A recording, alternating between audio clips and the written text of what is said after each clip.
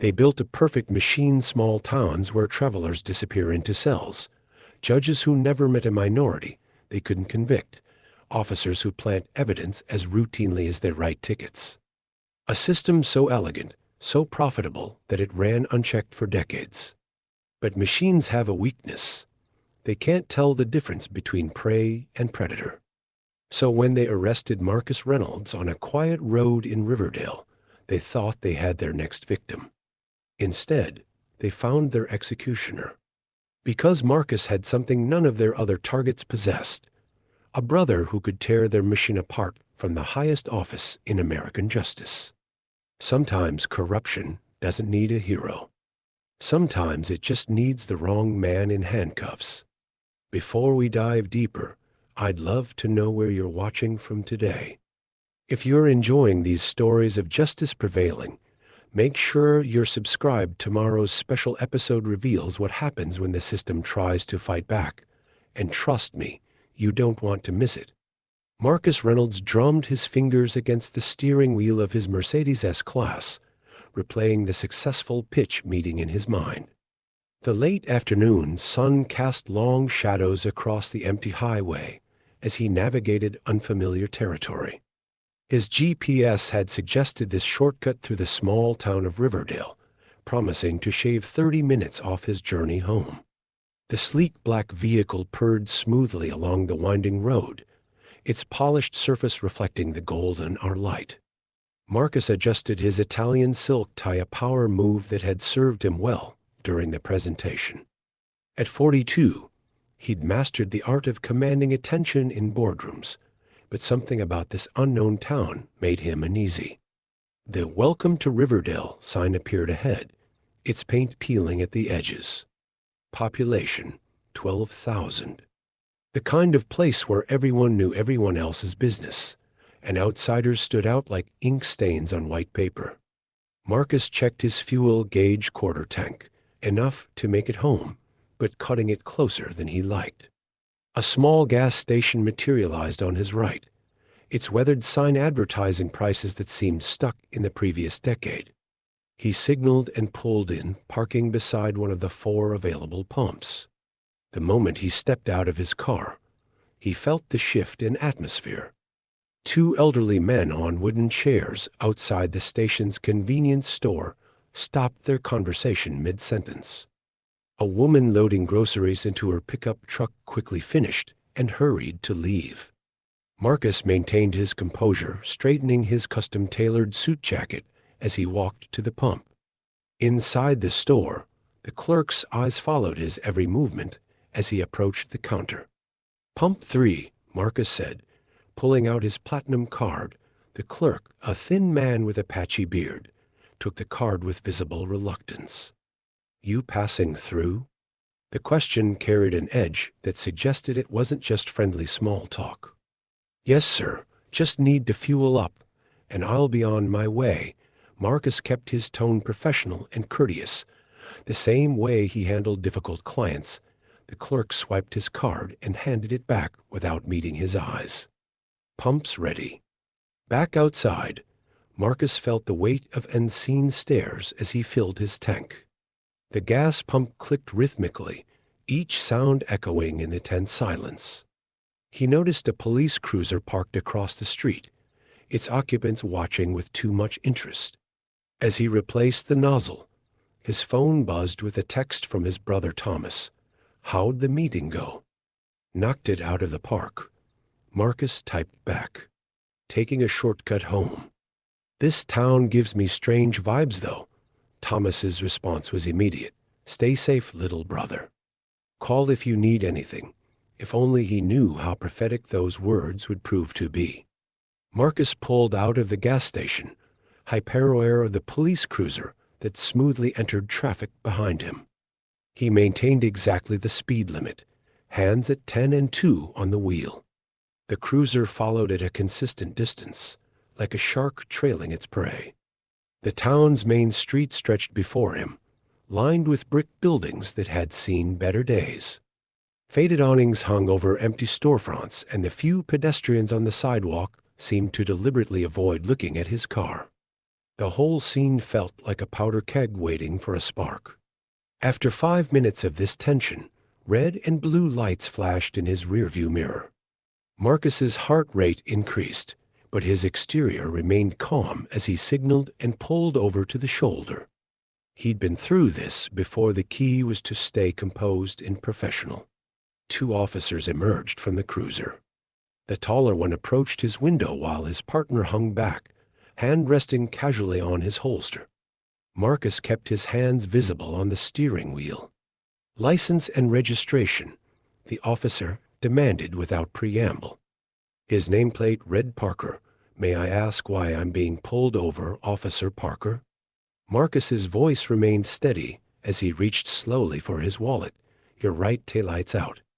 "That's impossible," Marcus replied. "I had the car serviced last week." He handed over his license and registration, noting how Officer Mitchell had moved to inspect the back of the vehicle. "Step out of the car, sir." Parker's hand shifted to rest on his belt. "Officer, I checked all my lights this morning. They were working perfectly. I said step out of the car." The command came harder this time, brooking no argument. Marcus complied, moving with deliberate slowness. The gravel crunched under his Italian leather shoes as he stood. "I'd like to see this broken taillight for myself." Hands against the vehicle, feet back, Parker's voice had shed any pretense of professionalism. "You seem awful concerned about that taillight. Maybe that's because you're trying to hide something else." Marcus felt rough hands pat him down as Officer Mitchell approached with a familiar small bag in his gloved hand. "Look what I found in the trunk, partner." "That's not mine," Marcus stated firmly, his mind racing. "I demand to see your body camera footage of this search. You didn't have probable cause or my consent to open my trunk." Parker's laugh was cold. "Guys like you always think you're above the law. Always got some fancy words about probable cause and rights. Well, guess what? The drugs were in plain sight when you opened your trunk at the gas station. That's probable cause right there." "That's a lie, and you know it." Marcus kept his voice level, despite the anger building in his chest. "I never opened my trunk at the gas station." The sound of handcuffs clicking shut punctuated his words. "You have the right to remain silent," Mitchell began reciting as he roughly guided Marcus toward the cruiser. "You're making a serious mistake," Marcus warned as they pushed his head down to enter the back seat. Through the window, he could see passing cars slowing down to watch the scene unfold. Some drivers shook their heads, while others seemed to smile with grim satisfaction. Inside the cruiser, the police scanner crackled with static before a voice came through. "Looks like we got another one." Parker and Mitchell exchanged knowing looks in the rearview mirror as they pulled away from the shoulder. Marcus sat in rigid silence, his mind already formulating strategies. They had no idea who they were dealing with, or more importantly, who his brother was. The drive to the police station was short but tense. Marcus observed every detail, noting street names and landmarks. The station itself was a squat brick building with windows tinted so dark they looked black. A few other patrol cars were parked outside, their presence making the building seem more fortress than public service facility. As they led him inside, Marcus caught his reflection in the glass doors, his expensive suit now wrinkled, his carefully maintained appearance disturbed by the rough handling. But his eyes showed no fear, only calculating determination. These small-town officers thought they had caught an easy target. They were about to learn just how wrong they were. The booking area smelled of stale coffee and industrial cleaner. A desk sergeant looked up from his computer, his expression shifting from boredom to interest as he took in Marcus's appearance. "Well, well," the sergeant drawled. "What do we have here?" "Found this one trying to move product through our town," Parker announced, pushing Marcus forward. "Fancy car, fancy suit. Probably thought he was too smart to get caught." "I want my phone call," Marcus stated firmly. "And I want to file a formal complaint about these officers planting evidence in my vehicle. The sergeant's eyebrows rose. Planting evidence? That's a serious accusation, boy. Better watch that mouth of yours, it could get you in even more trouble. The booking process was deliberately slow, each step drawn out with unnecessary questions and paperwork. They took his fingerprints, photographed him from multiple angles, and conducted a more thorough search. Throughout it all, Marcus remained silent, memorizing faces and names, noting every procedural violation. Finally, they led him to a holding cell. The metal door clanged shut with an ominous finality. Through the bars, Marcus could see Parker and Mitchell talking in low voices with the sergeant, occasionally glancing in his direction with smug satisfaction. A police scanner mounted high on the wall crackled. "Sheriff Thompson wants an update on the situation." The voice was different this time, more authoritative. "Tell him we got it handled," the sergeant responded. "Subject is secured. Dow Wilson has been notified." Marcus leaned back against the cold concrete wall, his mind working through the implications. This wasn't just a random case of racial profiling, it was too organized, too rehearsed. The planted drugs, the coordinated response, the immediate involvement of the DA. This was a system, not an incident. He closed his eyes, thinking of his brother Thomas. The U.S. Attorney General would be very interested in what was happening in this small town. But first, Marcus needed to survive long enough to make that call. The cell was small, maybe 8-10 feet, with a metal bench bolted to the wall and a stainless steel toilet in the corner. The fluorescent lights buzzed overhead, casting harsh shadows that made time feel suspended. Through the small window high in the wall, Marcus could see the sky darkening. Rush hour traffic would be building up on the highway by now. He should have been halfway home. Instead, he was here, caught in what was clearly a practice scheme. He thought about the woman at the gas station who had hurried away, the old men who had stopped talking. How many others had they watched being set up like this? How many lives had been ruined by this corrupt system? Footsteps approached his cell. Officer Parker appeared, twirling a key ring around his finger. "Comfortable in there, big shot? Hope you're not too used to those fancy hotel rooms you probably stay in."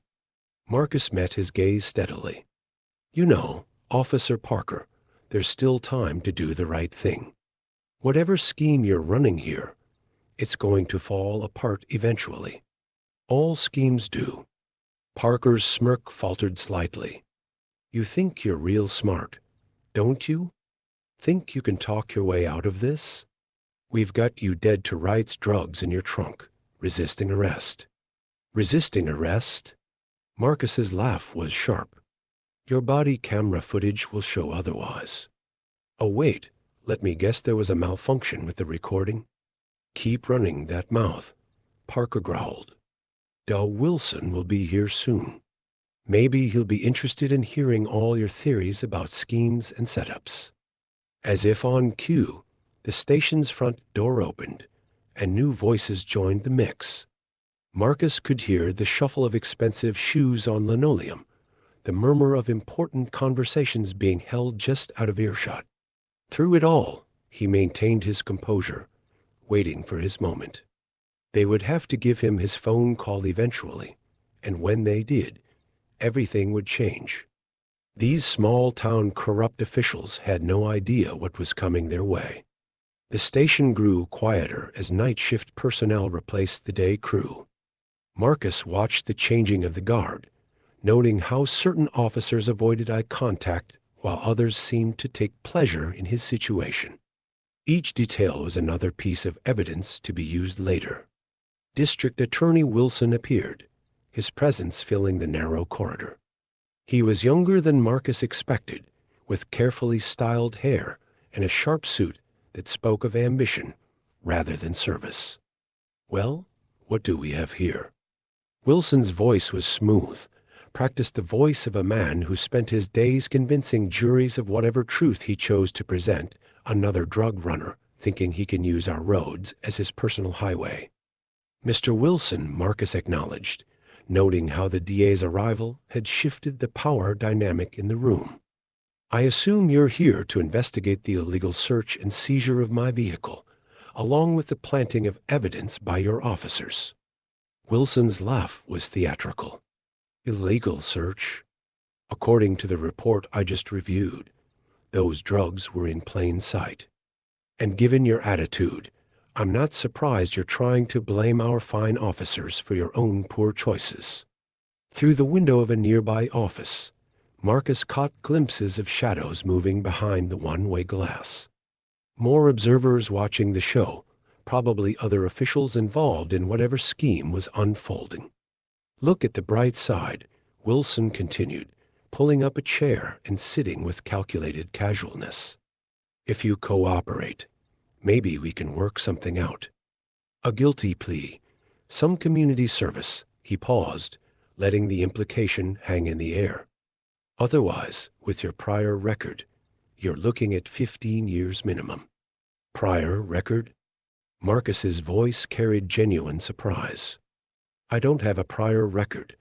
No, Wilson made a show of checking a file he'd brought with him. That's interesting because I'm looking at quite a rap sheet here. Multiple arrests for drug possession across 3 states. Seems like you've been a busy man, Mr. Reynolds. Marcus felt a chill run down his spine. They weren't just planting physical evidence, they were fabricating entire criminal histories. This was far more sophisticated than simple racial profiling. The cell next to his held a man Marcus hadn't noticed before. The man's face was bruised, his business clothes wrinkled and dirty. Their eyes met briefly, and the man whispered, "They framed me too. 3 days ago. Don't trust any of them. Quiet in there, Jackson." Sheriff Thompson barked. Shooting a warning glare at the other cell, Wilson stood, straightening his tie. "I'll give you some time to think about your options, Mr. Reynolds. But don't take too long, my offer won't stay on the table forever." As Wilson and Thompson walked away, their voices carried back down the corridor. "Think he'll break?" "They all do. Eventually." Left alone again, Marcus processed what he'd learned: the fabricated criminal record, the coordinated pressure, the other prisoner with a similar story. This wasn't just corruption. It was an organized operation. Hours passed. The station's activity continued around him. Officers coming and going, paperwork being filed, phones ringing in distant offices. Through it all, Marcus observed and listened, building a mental map of the station's operations. A young officer, barely out of the academy by the look of him, approached with a cup of water. His nameplate read, Officer Collins, and like the others, his expression held a hint of uncertainty. "Here," Collins said quietly, passing the cup through the bars. "You should drink something." "Thank you," Marcus replied, studying the young man's face. "How long have you been on the force, Officer Collins?" Collins glanced nervously over his shoulder. 3 months, and how many arrests like mine have you seen in those 3 months? The young officer's discomfort was visible. "I'm not supposed to talk to the prisoners." "Because you might start questioning things." Marcus pressed gently. "Start wondering why so many out-of-town businessmen suddenly turn into drug dealers when they pass through Riverdale." "I said I can't talk about it," Collins repeated, but his voice wavered. He turned quickly and walked away. His footsteps hurried. Through the high window, Marcus could see the sky beginning to lighten. He'd been here all night, denied his phone call, denied basic rights. But each hour had given him more insight into the corruption surrounding him. The station grew busier as morning shift personnel arrived. Marcus caught fragments of conversations, pieces of the puzzle falling into place. "Another arrest means we'll hit our quota for the month. The feds can't argue with our numbers now. Thompson says this one's perfect, successful enough to have cash, no local connections." A door opened, and Officers Parker and Mitchell entered, looking fresh and ready for another day of corruption. They were accompanied by two detectives Marcus hadn't seen before, their badges marking them as part of the drug task force. "Ready to make this easy on yourself?" Parker asked, pulling out a typed confession. "Sign this, and maybe you'll see daylight again before you're too old to enjoy it." Marcus didn't even glance at the paper. "I want my phone call." "Still playing that game?" Mitchell sneered. "Maybe another few hours in here will change your mind." The detectives exchanged glances. The taller one spoke up. "We could expedite his processing if he cooperates. The DA's office is pushing for quick resolutions on these cases." "Quick resolutions?" Marcus repeated. "You mean railroad innocent people into guilty pleas to pad your statistics?" "Innocent?" Parker laughed.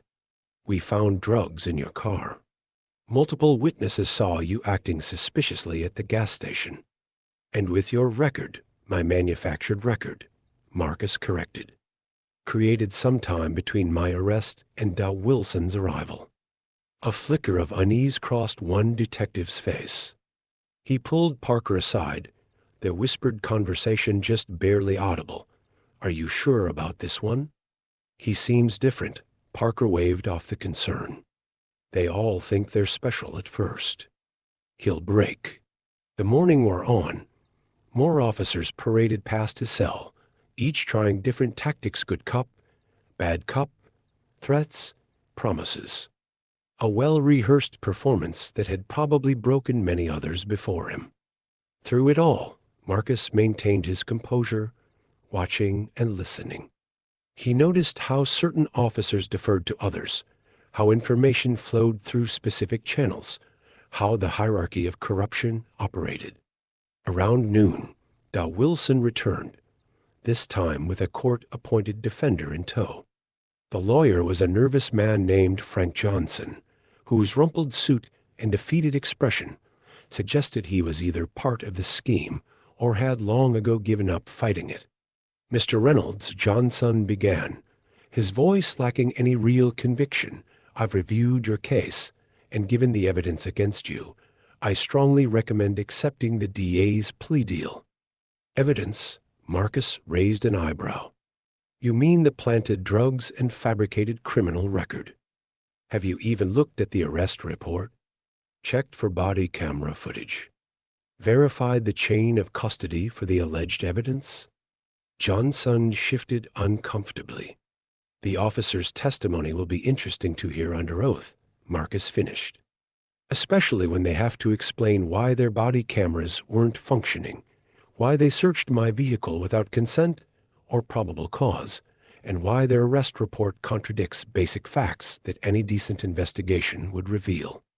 Wilson stepped forward, his patience visibly wearing thin. "You're only making this harder on yourself, Mr. Reynolds. The offer expires at the end of the day. After that, we proceed with the full weight of charges." "Then I suggest you proceed," Marcus replied calmly, "and I suggest you prepare for what comes next." Something in his tone made Wilson pause. The DA studied him more carefully now, perhaps seeing something in Marcus's composure that others had missed. "Check his phone records," Wilson ordered a nearby officer. "I want to know who he's been in contact with." The next hour brought increased activity around the station. Officers huddled in small groups, speaking in low voices. Papers were shuffled, files reviewed, phone calls made in hushed tones. In his cell, Marcus waited patiently. They would have to give him his phone call eventually. Department policy required it, and despite their corruption, they still needed to maintain the appearance of proper procedure. Finally, Officer Collins approached again, this time with Sheriff Thompson beside him. "Your phone call," Thompson announced, his tone suggesting he was granting a great favor. "Make it count. Double quotes. As Marcus was led to the phone, he caught snippets of conversation from the dispatch desk. "They're pushing to exceed last month's numbers. The mayor wants an update on the seizure totals. Make sure those property forfeitures are processed correctly. Each word confirmed what he'd suspected. This wasn't just about racial profiling or corrupt officers. This was a systematic operation designed to generate arrests, seizures, and forfeitures. A machine that turned passing travelers into statistics and profit. Standing at the phone, Marcus took a deep breath. They had no idea what they'd started when they pulled over his car. No idea who they were really dealing with. His fingers moved over the keypad, dialing a number he knew by heart, his brother's number. The number that would change everything. The phone rang once, twice, 3 times. Then a familiar voice answered. Thomas Reynolds speaking. Behind him, Marcus heard the shuffle of feet as officers moved closer, trying to hear the conversation. He smiled slightly, knowing that their entire corrupt world was about to be shaken to its core. Thomas, he said clearly, watching Thompson's face from the corner of his eye, I need your help. I'm being held at Riverdale Police Station on falsified charges. And brother, you're not going to believe what I've uncovered here. The phone receiver felt warm against Marcus's ear as his brother's voice filled the line with quiet authority. Behind him, Sheriff Thompson and the other officers leaned in, their earlier smugness giving way to curiosity. Tell me everything, Thomas Reynolds commanded, his tone carrying the weight of his office without broadcasting it. I was driving through Riverdale when Officers Parker and Mitchell pulled me over, Marcus began, watching Thompson's face. They planted drugs in my car, denied me my phone call for hours, and fabricated a criminal record. Thomas's breath caught slightly. Are you hurt? No, but there's another man here, Jackson, who wasn't so lucky. Marcus kept his voice steady. They've been running this operation for a while, brother. Targeting specific travelers, falsifying evidence, pushing plea deals. A pause filled the line as Thomas processed this information. When he spoke again, his voice carried deadly precision. Put the sheriff on. Thompson stepped forward, smirking as he took the phone. This is Sheriff Thompson. And who might you be? This is United States Attorney General Thomas Reynolds. And you're holding my brother legally. The words fell like hammer blows in the quiet room. The color drained from Thompson's face. Officer Parker, who had been lounging against the wall, straightened up so quickly he nearly lost his balance. The room's atmosphere shifted from predatory to panicked in an instant.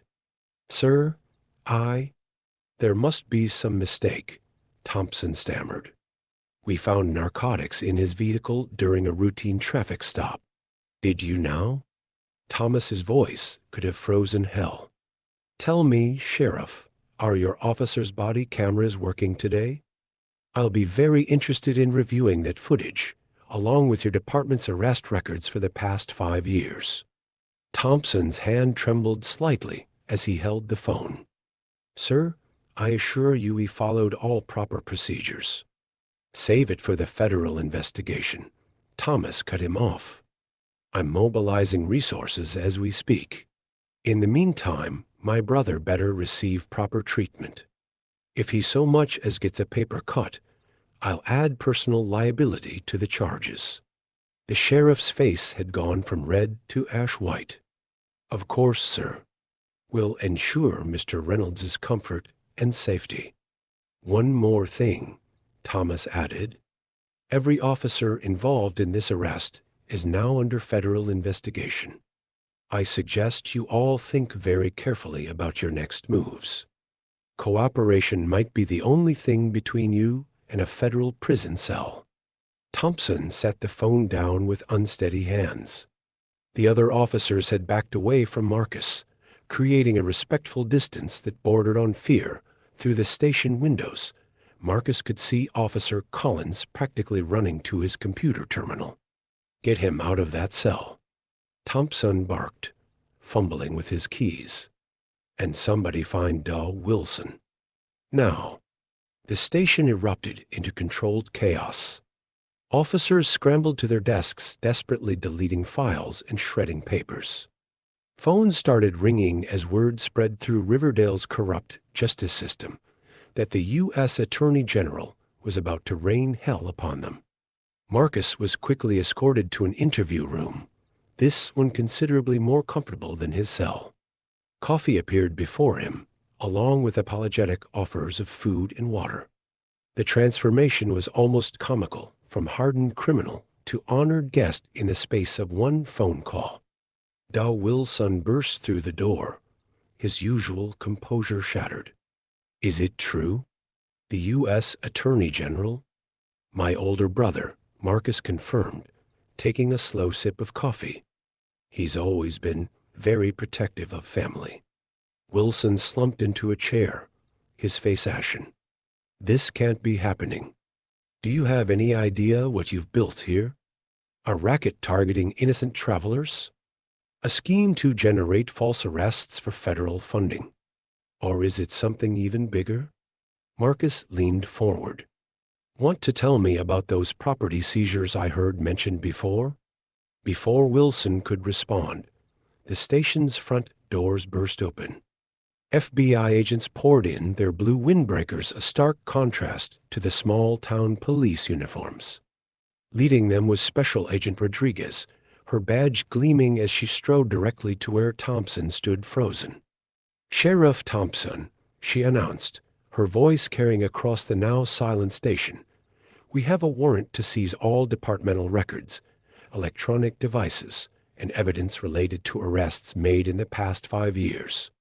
Thompson found his voice, though it quavered. "This is unprecedented. We have proper procedures." "Your procedures are exactly what we're here to investigate." Rodriguez cut him off. She turned to her team. "Secure every computer. I want full access to their booking system, evidence logs, and financial records." Officer Parker made a move toward his desk, but an FBI agent stepped smoothly into his path. "Step away from the computer, officer. That's now federal evidence." The next hour was a symphony of federal efficiency. Agents swept through the station, securing files and equipment. Officers were separated and interviewed in different rooms. The sound of shredders had been replaced by the hum of federal forensics teams copying hard drives. Marcus observed it all from his now comfortable position, noting how quickly the power structure had crumbled. Officer Collins sat with an FBI agent, talking animatedly, clearly deciding that cooperation was his best option. Other officers huddled in corners, whispering urgently into phones, no doubt calling lawyers. A familiar face appeared in the doorway, the man from the neighboring cell, Jackson, now released and being tended to by paramedics. He caught Marcus's eye and nodded gratefully. Dow Wilson had been reduced to a nervous wreck, his earlier arrogance replaced by naked fear as he watched federal agents box up years of files from his office. Every now and then, he glanced at Marcus with a mixture of hatred and desperation. Sheriff Thompson wasn't faring much better. Special Agent Rodriguez had him cornered, methodically taking apart his story. "So you're saying it's just coincidence that your department's drug arrests tripled during the month before federal funding reviews?" "We're just doing our jobs," Thompson protested weakly. "Your job includes fabricating evidence." Rodriguez's voice was razor sharp. "Because we've already found some interesting discrepancies in your booking photos, timestamps that don't match video footage, evidence logs with inconsistent weights." The sheriff's face went even paler. A younger FBI agent approached Rodriguez with a laptop. "Ma'am, you need to see this. We found a hidden folder of spreadsheets tracking their quotas. They've been targeting specific demographics, calculating potential seizure values based on victims' apparent wealth." Rodriguez's eyes narrowed. "Document everything and get cyber forensics in here. I want to know who else had access to these files." Local news vans had begun to arrive, their satellite dishes rising like mechanical flowers in the police station parking lot. Local reporters who had long ignored the department's suspicious arrest patterns were now frantically trying to catch up to the story. Marcus's phone buzzed another text from Thomas. "How are you holding up?" "Better now," he typed back. "Your timing was perfect. Stay put. I'm landing in 30 minutes. And brother, this is bigger than we thought. Much bigger." As if to confirm Thomas's words, Rodriguez's voice carried across the station. "Sir, we're finding similar patterns in neighboring jurisdictions." This wasn't isolated to Riverdale. Officer Collins approached Marcus cautiously, his young face troubled. "Mr. Reynolds, I should have said something sooner about what they were doing. It's not too late to do the right thing," Marcus assured him. "Tell the FBI everything you know." Collins nodded and walked over to where Rodriguez was organizing interviews, another domino falling, another crack in the corrupt foundation. Through the station windows, Marcus could see more FBI vehicles arriving, agents in cyber forensics gear unloaded equipment, preparing for a deep dive into the department's digital records. The small-town cops who had seemed so powerful just hours ago now looked small and scared. Dow Wilson made one last attempt to salvage the situation, approaching Marcus with what he probably thought was a reasonable expression. "Mr. Reynolds, surely we can work something out. This whole thing is just a misunderstanding." "A misunderstanding?" Marcus's voice was cold. "Like the misunderstanding that put Jackson in that cell, or the ones that filled your private prison quotas." Wilson's face revealed that Marcus had hit another nerve. Private prisons, another thread to pull. The Da backed away, nearly bumping into an FBI agent who was boxing up his files. Every drawer opened revealed new evidence of corruption: falsified reports, doctored photographs, spreadsheets tracking quotas and seized assets. A young officer Marcus hadn't seen before rushed in, his face pale. "Sheriff, there's a helicopter landing at the municipal airport. They're saying it's the Attorney General himself." Thompson looked like he might faint. "He's coming here? Personally?" "Did you think he wouldn't?" Rodriguez asked with grim satisfaction. "When you arrested his brother on falsified charges?" The sound of helicopter rotors grew louder, and even through the station's windows, Marcus could see the sleek black aircraft descending.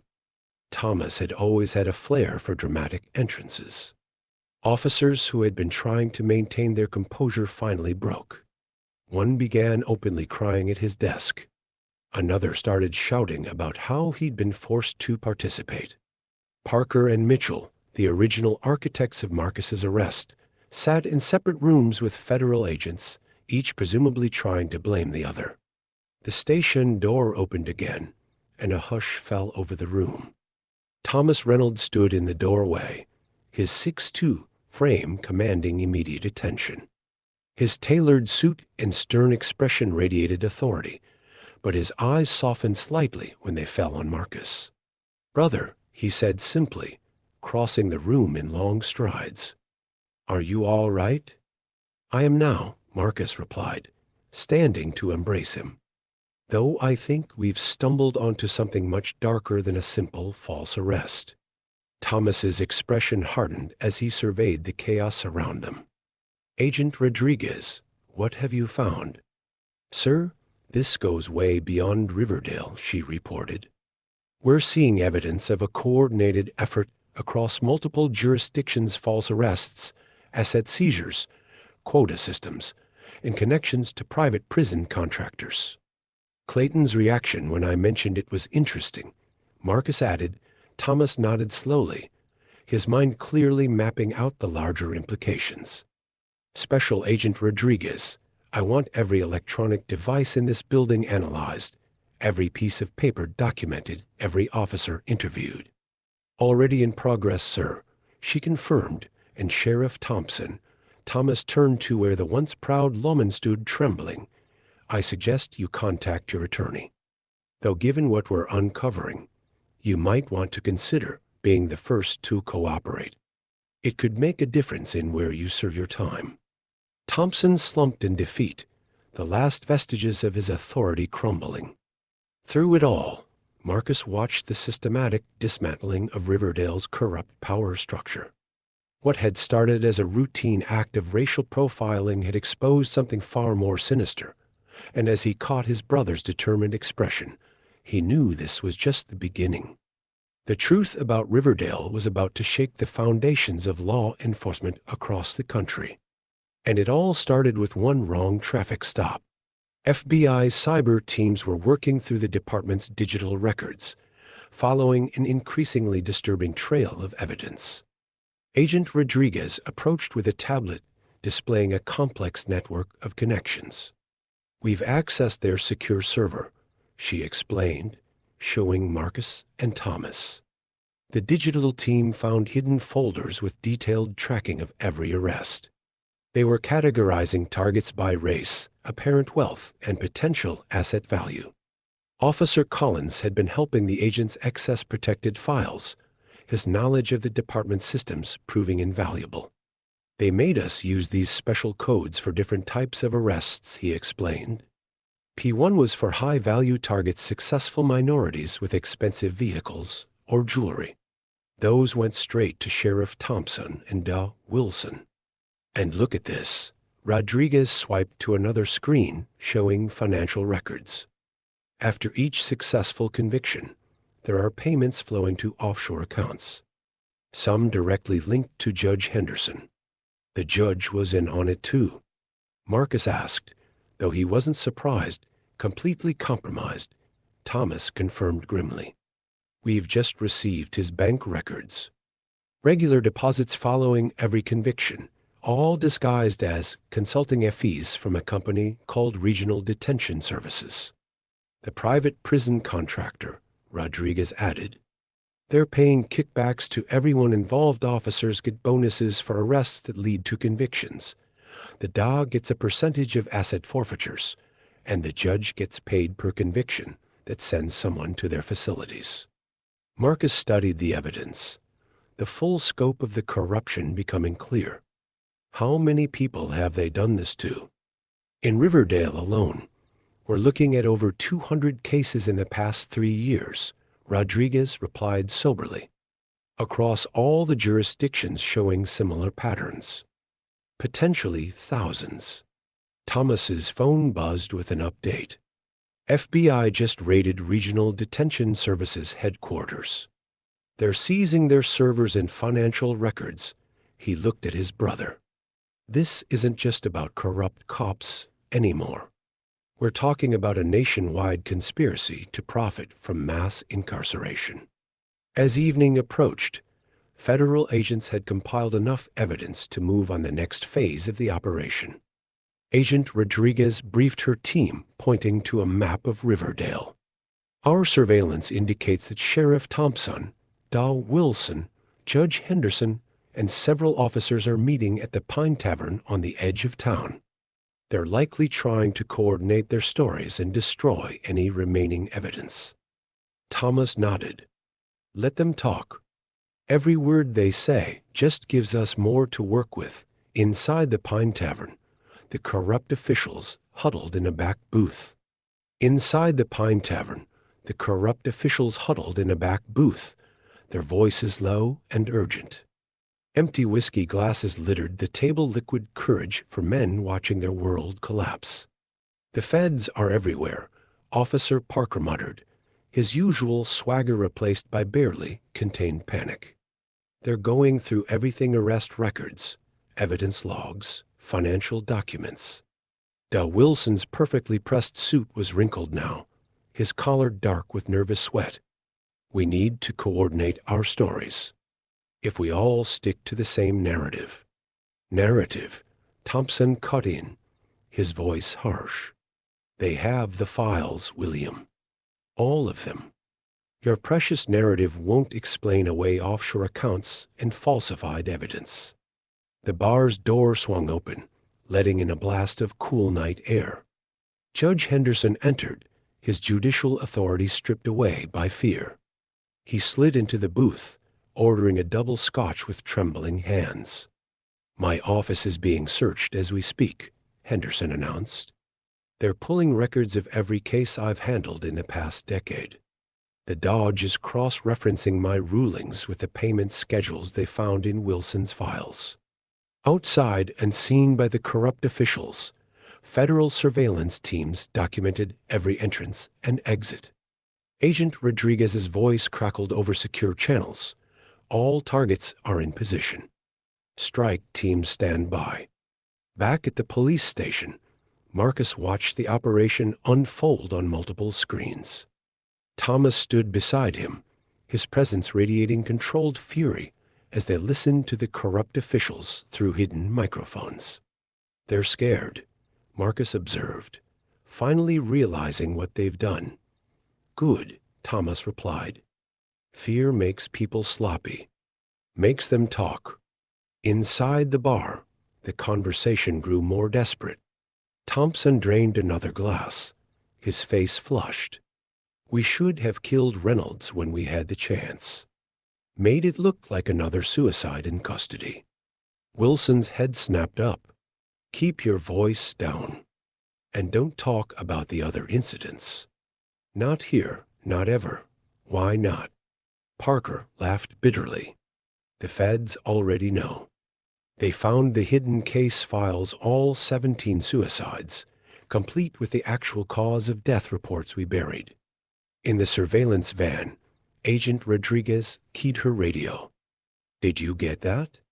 Full confession to multiple murders. Move in on my mark. The corrupt officials were too focused on their panic to notice the unmarked vehicles surrounding the bar. FBI teams took up positions at every exit while Dodge agents prepared to serve multiple federal warrants. Henderson was still talking, his words slurring slightly. I can't go to prison. Do you know what they do to judges inside? Especially judges who sent innocent men to their deaths. None of us are going to prison, Wilson declared, but his voice lacked conviction.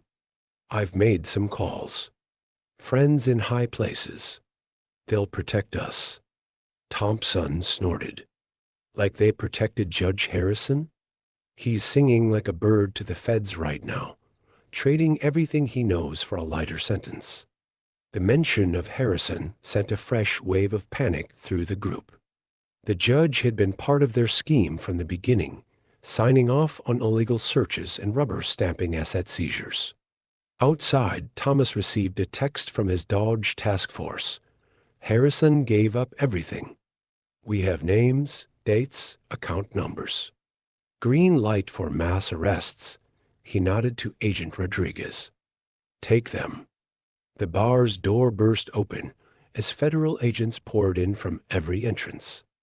The corrupt officials barely had time to register what was happening before they were surrounded by drawn weapons and shouted commands.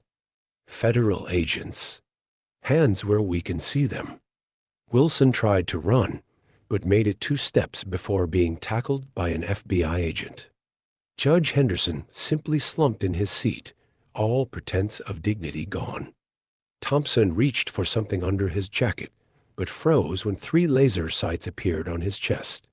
I wouldn't, Agent Rodriguez advised coldly, stepping forward. William Wilson, Thomas Thompson, James Parker, William Henderson, you're all under arrest for corruption, conspiracy, racketeering, and multiple counts of murder. As agents began reading rights and applying handcuffs, Thomas entered with Marcus beside him. The brothers' presence sent a visible shock through the corrupt officials. You, Thompson spat, glaring at Marcus. You destroyed everything. No, Marcus replied calmly. You destroyed everything. Every life you ruined, every innocent person you framed, every murder you covered up, that was all you. I just helped expose it. Rodriguez approached with a thick stack of federal indictments.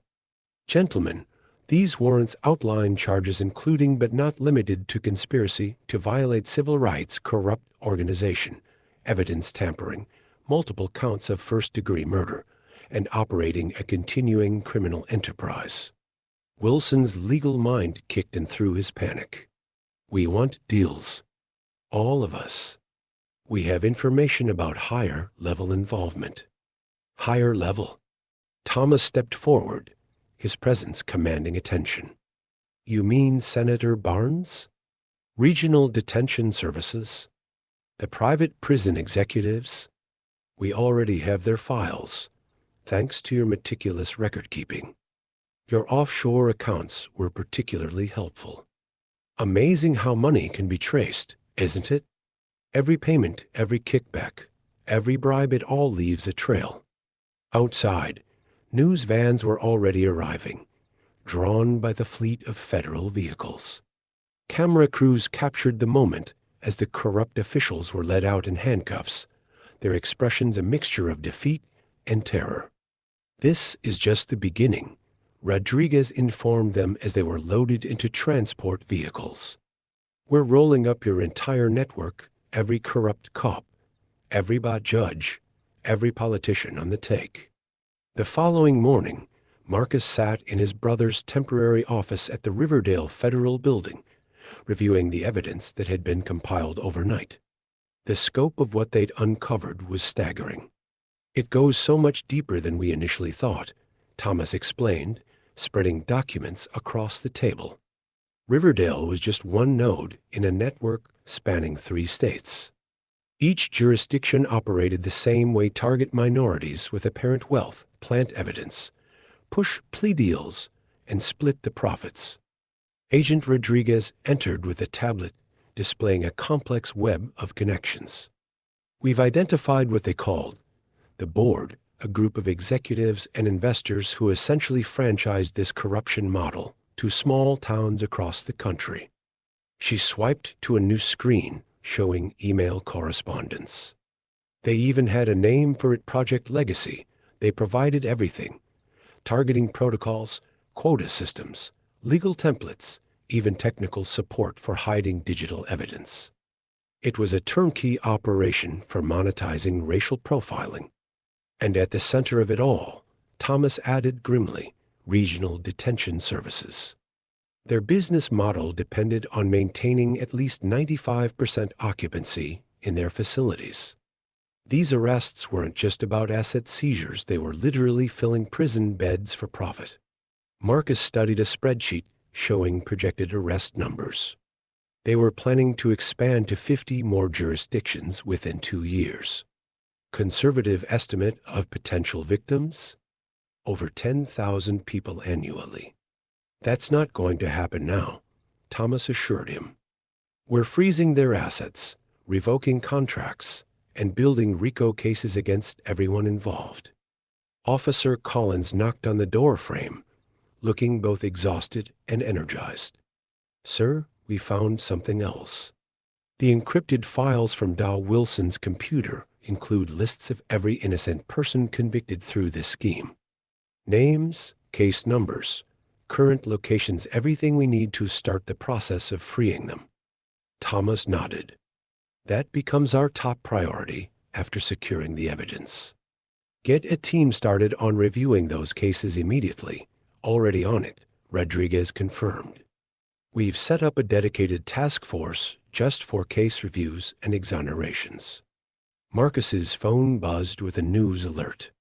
He held it up to show the others. Breaking. Senator Barnes detained attempting to flee country. The political protection is crumbling, Thomas observed with satisfaction. Barnes was chairman of the committee that approved judges in 3 states, including every corrupt judge we've identified so far. And look at this, Rodriguez added, pulling up financial records. Campaign contributions from regional detention services and their shell companies to key politicians who supported private prison expansion. Over $12 million in the last election cycle alone. The evidence room had become a nerve center for the investigation, walls covered with photos, documents, and connection maps. FBI cyber specialists worked through encrypted files while financial experts traced the complex web of offshore accounts and shell companies. Sir, a young agent called out. We've uncovered what they referred to as mortality incentives, bonuses paid when prisoners died in custody. reducing long-term housing costs and creating space for new arrivals. The room fell silent as the implication sank in. This wasn't just about false arrests and asset theft. It was systemic murder for profit. Thomas's expression hardened. Document everything. Every email, every payment, every name involved. No one escapes accountability for this. In another part of the building, Dow Wilson had finally broken under questioning.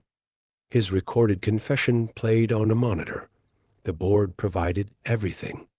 They called it demographic resource management, but it was just a fancy name for targeting minorities. Senator Barnes ensured judicial appointments.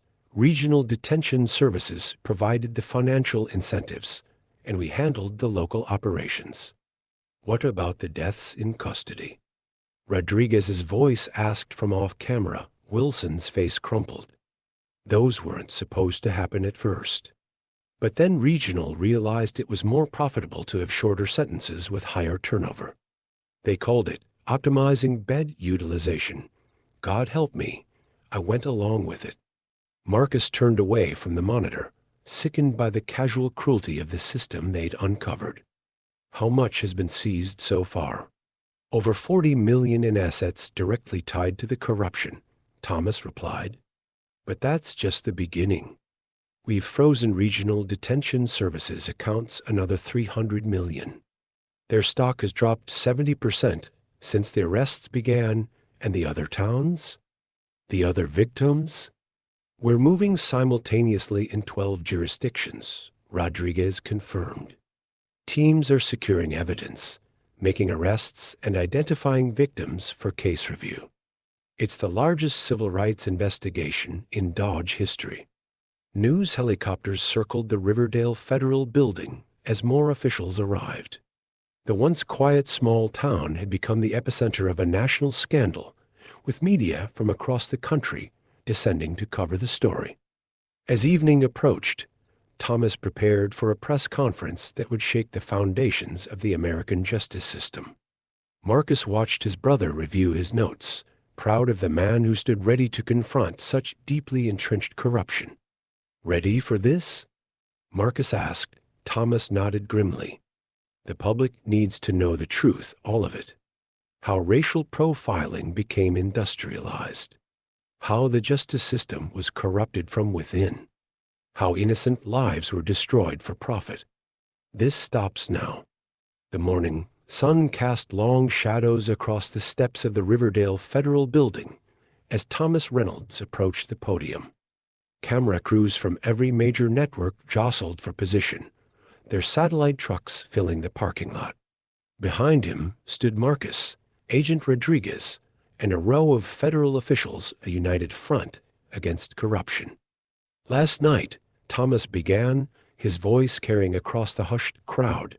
Federal agents executed simultaneous raids across 3 states, arresting over 40 law enforcement officials, judges, and public servants involved in a widespread corruption scheme. This morning, I stand before you to detail the full scope of their crimes. He held up a thick document. This federal indictment outlines a criminal enterprise that turned our justice system into a profit center. They targeted innocent travelers based on race and apparent wealth, falsified evidence, and coerced plea deals, all to feed a network of private prisons and generate illegal profits. Inside the building, FBI teams were processing the arrested officials. Sheriff Thompson, his uniform now replaced by prison orange, sat slumped in an interview room while Officer Collins, now working with the federal investigation, watched his former boss's downfall. The private prison contracts were just the beginning, Thompson confessed, his voice hollow. Regional detention services, they provided everything. The quotas, the targeting profiles, even templates for falsifying evidence. They called it revenue optimization, but it went deeper than anyone knows. As Thomas's press conference continued outside, his voice carried through the building's windows. As of this morning, federal agents have seized over $30 million in illegal assets. We've frozen accounts connected to corrupt officials, private prison contractors, and their political enablers. But this is just the beginning. A reporter raised her hand, her voice cutting through the murmur. Mr. Attorney General, sources say Senator Barnes was arrested trying to flee the country. Can you confirm his involvement in this conspiracy? Senator Barnes is in federal custody, Thomas confirmed, his expression grave. And the evidence suggests his role went far beyond simple corruption. He appears to have been a key architect of this criminal enterprise, using his position on the Judiciary Committee to approve corrupt judges and protect the operation. The press conference covered the full scope of the conspiracy, from targeted arrests to asset seizures, from fabricated evidence to deaths in custody. With each revelation, the gathered reporters grew more shocked, their questions more urgent. How many innocent people have been affected? One asked. We've identified over 2,000 cases for immediate review, Thomas answered. Every person wrongfully convicted through this scheme will receive priority attention from the Justice Department. We will not rest until every victim is free and compensated for what they've endured. 2 weeks later, Marcus sat in his Atlanta office, watching the continuing fallout from what the media had dubbed the Riverdale revelation. On his desk lay the morning newspaper, its headline bold: private prison executives indicted, board members charged with racketeering, murder. His phone buzzed with a text from Thomas. Another 83 wrongfully convicted people coming home today. Justice is slow, but it's coming. Marcus smiled, feeling a genuine sense of accomplishment. The system they'd exposed was being dismantled piece by corrupt piece. The board members who had orchestrated the scheme were facing lengthy federal charges. Senator Barnes had agreed to cooperate, revealing political connections that reached shocking heights.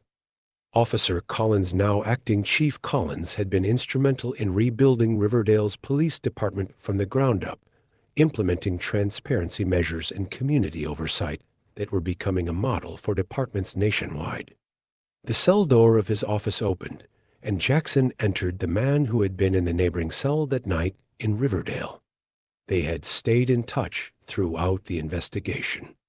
Just heard from my lawyer, Jackson announced, his face bright with emotion. My conviction's been officially vacated.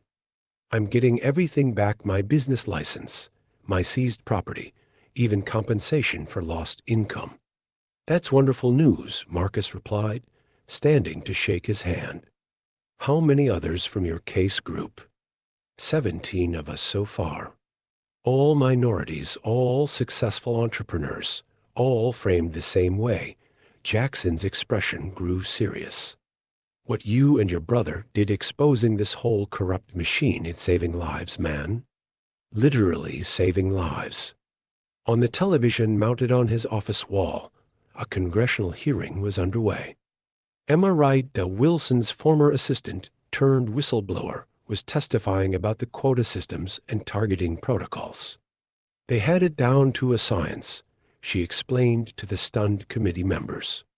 They called it demographic resource management, but it was just racism turned into a business model. They knew exactly who to target, what to plant, and how to pressure people into accepting plea deals. Marcus turned back to Jackson. The fight isn't over. There are still powerful people trying to bury this, still trying to protect what's left of their operation, but they're running scared now, Jackson observed. The whole system's been exposed to the light. Can't put that genie back in the bottle. Later that evening, Marcus and Thomas met for dinner at a quiet restaurant, away from the media attention that had surrounded them for weeks. Regional Detention Services stock was delisted today, Thomas informed him, sliding over a financial report. Their entire board of directors is under indictment. 3 other private prison companies are facing similar investigations. And the victims? Marcus asked. Case review teams are working around the clock. Over 300 convictions already overturned. With thousands more under review, Thomas's expression softened with rare emotion. When you called me from that police station, I had no idea we were about to uncover something this vast. I don't think Thompson and his corrupt department had any idea either, Marcus replied. They thought I was just another target. Instead, they brought down their entire operation. Sometimes justice needs a catalyst, Thomas observed. In this case, it was them targeting exactly the wrong person at exactly the right time. As they finished dinner, Thomas's phone buzzed with an update from Rodriguez. His expression grew serious as he read it. What is it? Marcus asked. We're finding similar patterns in other states, different prison contractors, but the same basic scheme. The corruption may be even more widespread than we thought. Thomas looked up at his brother. This fight is just beginning. Marcus nodded, understanding the magnitude of what still lay ahead. Then we keep going. Every corrupt officer, every bot judge, every private prison profiteer, they all face justice. One case at a time, Thomas agreed, raising his glass in a toast. Starting with that wrong traffic stop on a quiet road in Riverdale. Evening shadows stretched across the steps of the Justice Department as Thomas Reynolds addressed a gathering of recently exonerated victims of the corrupt system they'd exposed. Marcus stood among them, no longer just the man whose arrest had started it all, but now a key advocate working alongside his brother to dismantle the machinery of corruption. What began as one wrongful arrest has exposed a system that turned racial profiling into an industry, Thomas told the assembled crowd. A machine that monetized prejudice, that converted human suffering into profit margins and quarterly returns. He gestured to the men and women standing with him, people whose lives had been derailed by false charges and fabricated evidence. These Americans lost months, years, sometimes decades of their lives. They lost businesses, homes, families, but they never lost their dignity, their truth, or their right to justice. Marcus stepped forward, his voice carrying across the gathered media and supporters. When they pulled me over that day in Riverdale, they thought they had found another victim. Instead, they found the beginning of their end. Not because I'm special, but because the truth has a power all its own once it's set free. He looked out at the faces watching him, some bearing the marks of long incarceration, all bearing the invisible scars of injustice. This isn't just about corrupt cops or judges or politicians. It's about a system that allowed profit to replace justice as the driving force in our legal system. A system that saw some Americans as resources to be harvested rather than citizens to be protected. As darkness fell, lights illuminated the Justice Department building behind them, a symbol of the work still to be done, the corruption still to be rooted out, the lives still to be restored. The machine they built was powerful, Thomas concluded. It operated in darkness for decades, destroying countless lives. But no machine can withstand the light of truth once that light finds its way in. And sometimes that light enters through the most unexpected doors, like a wrong traffic stop on a quiet road in a small town called Riverdale. Later, as the event wound down, a young reporter approached Marcus with one final question. How many innocent lives does it take before a corrupt system finally faces justice? Marcus thought for a moment before answering. Just one, if it's the right one, at the right moment, with the courage to stand up and be counted. In Riverdale, they had their corrupt system down to a science, a perfect machine processing human beings into profit. But they forgot the most important variable in any equation involving justice. What's that? The reporter asked. That sometimes the system picks the wrong person to victimize. Sometimes justice doesn't need a hero, it just needs the wrong man in handcuffs. If you found this story of justice prevailing against corruption compelling, hit that like button and subscribe to our channel. The fight against systemic injustice continues every day across America, and sometimes it starts with just one person refusing to be another statistic in a corrupt machine.